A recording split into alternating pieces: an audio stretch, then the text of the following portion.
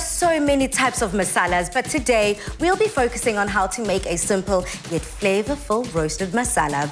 Roasted masala is basically a blend of whole spices toasted in a pan and then grinded into a powder. Now, Chef Jay. What's up, my girl? Favorites of all favorites. How are you doing? Listen here, I hope everyone's enrolled because we are taking them to the University of Curry today. Okay, now listen, I've got my verification registration form here. Definitely locked and loaded. Now today we're celebrating something that I love. Being born and bred in Durban, curries are just my thing. I mean, I think it's something that resonates with many South Africans across the board. Everyone has a different way of doing it. Today we're going to be showing you how to make your own roasted masala, which is absolutely fantastic. And once you actually do this, you'll never go back to buying store-bought masalas. Yeah. It's just so easy. You're able to blend different spices. And obviously, I think where we need to start is what is masala. Yes. So you get your masalas, you get your curry powders, and they're all basically used in different ways in making a curry. Now, masala is usually for more warming tones, whereas a curry powder is usually just more earthy, so things like cumin, turmeric, and today we've got a bit of a mix of both, but this is just an insane way to just step up your curry game. Okay, well, let's get into it. When it comes to making your own masala, you're not only teaching us how to whip up our own masala, but you're also roasting it. Yeah, so roasting acts, it's basically for twofold reasons. The first reason is that it dries up the excess moisture in the spices, and that allows it to be grinded easier. Obviously, if you've got moisture, it might turn into a paste. So a hot pan, cast iron if you do have available, and you're basically just going to add your spices. Now, this is where you can really play and you know, add more chili if you like more chili.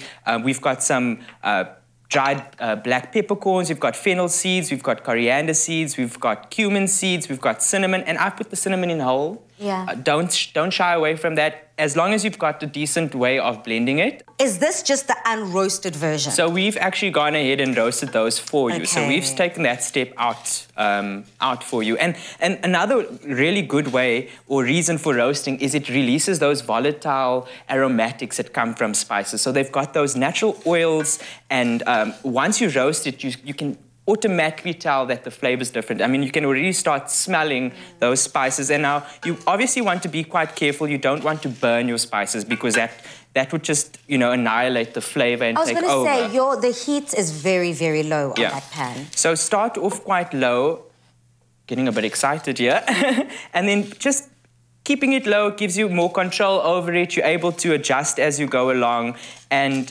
just keep your eye on it, you know. You'll see that they start to change color. You can, you know, smell the aromas, and that's usually when you know it's ready. So let's recap the spices. Okay, so how about you taste one of those and give No. Let's recap the spices. So we've got fennel seeds, we've got cardamom pods. Okay. Don't worry about keeping the pods whole because that also just adds an even more intense flavor to your masala. You've got coriander seeds, cumin seeds, whole black peppercorns.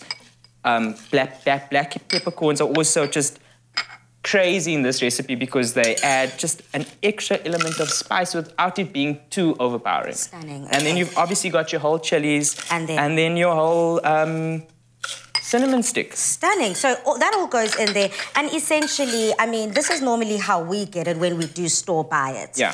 And I want you to actually give that a smell, Pali. Just give that a smell. And at what I'm going to do is I'm actually going to, over here, we've got some stunning curry powders as well. And I want you to smell the difference. You can actually smell, there's a huge difference. There is a very huge difference between masala powder and the curry powder. Yeah, a huge difference. And you can see with the color. So our masala over here is more of a brownish tone. It's more of like a garam masala, if I can compare it to anything that people at home would be familiar with. Yeah. This is a staple in any Indian household all across the world. Garam masala, it will always find its place in any kitchen. Okay. So basically, you've got the fast-forwarded version of what I'm doing over here. Chef Jay, you also came along with a whole bunch of other spices there that we can see. Can you just break down some that we haven't kind of gotten in this recipe of how to, when we're roasting our masala? Literally, I have goosebumps in this moment because this is like home for me. It smells like home, it looks like home. So I think I'm going to point out one spice that maybe you haven't been introduced to yet, and this is this spice over here.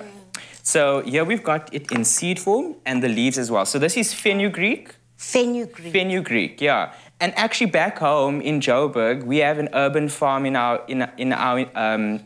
community, and they actually grow this fresh. Wow. Fantastic, you can actually add that in, and we're actually going to be showing the viewers how to use this spice a bit later. But Pali, you can have a look and don't... Oh, I don't even want to sneeze.